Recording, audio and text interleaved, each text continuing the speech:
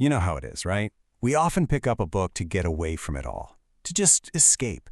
But what if there was a book that did the exact opposite? What if it refused to let you go, and instead of helping you escape, it just pulled you deeper, way deeper, into reality?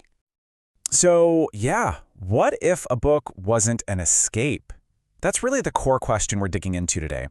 What happens when a story's whole point isn't to distract you, but to, well, to anchor you in the sheer weight of existence? Let's get into it. It's like this. On one side, you've got all the books that help you forget. They're a break from the world.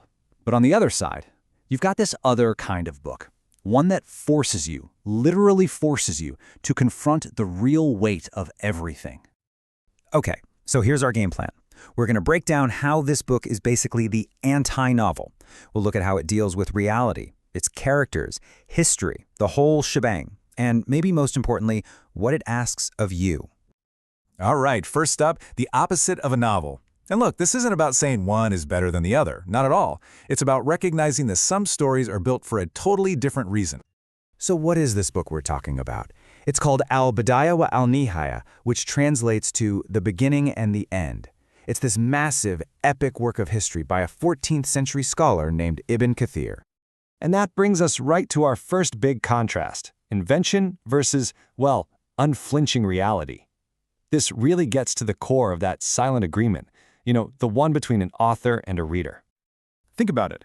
Every single novel you've ever read is built on one simple, unspoken rule. This didn't really happen. We all just kind of agree to it, right? We suspend our disbelief and jump in.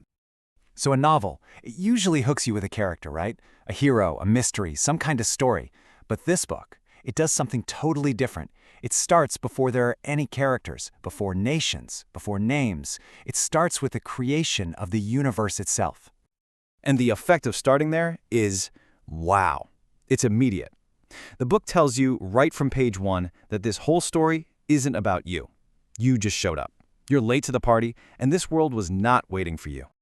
Which leads us perfectly into our next point, characters versus consequences. It's all about who the world is really built for. In a novel, it feels like the whole world exists for the characters, doesn't it? The universe kind of bends around their story. But in this book, it's the other way around. The characters are just passing through a world that honestly doesn't need them.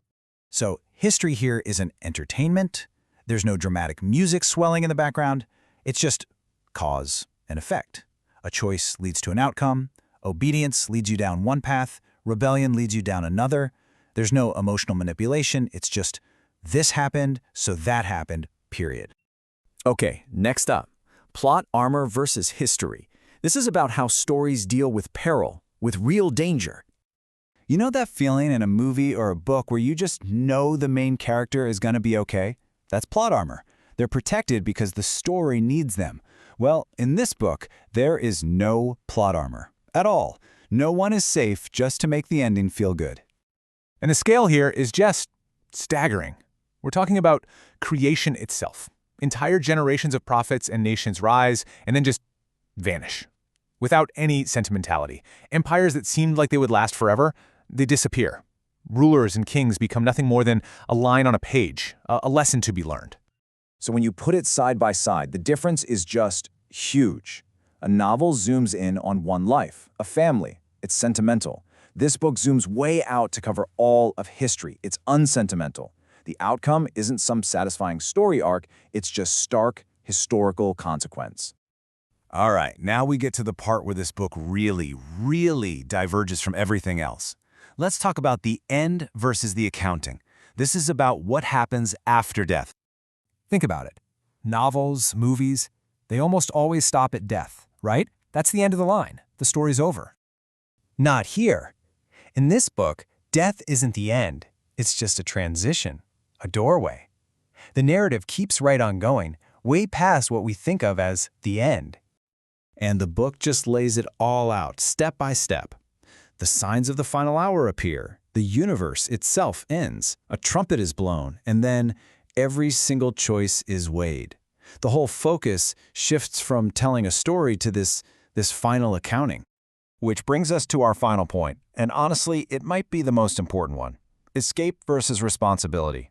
What does this book actually do to the person reading it? Okay, so let's boil it all down. Reading a novel lets you escape reality. Reading this book completely removes that option. A novel asks you to feel for the characters. This book asks you to understand your own place in the grand scheme of things. So when you're done, you're not left thinking about the story, you're left thinking about you. And why is that? It's because this story doesn't need your imagination to make it feel important. Reality is just heavier. It has its own weight. You don't need to pretend. So the final thought is this: history didn't just end. It's not over. It's waiting. And this book, this story of the beginning and the end, it leaves you with this incredible, maybe even uncomfortable idea that you're a part of that story right now. A story that's still being written.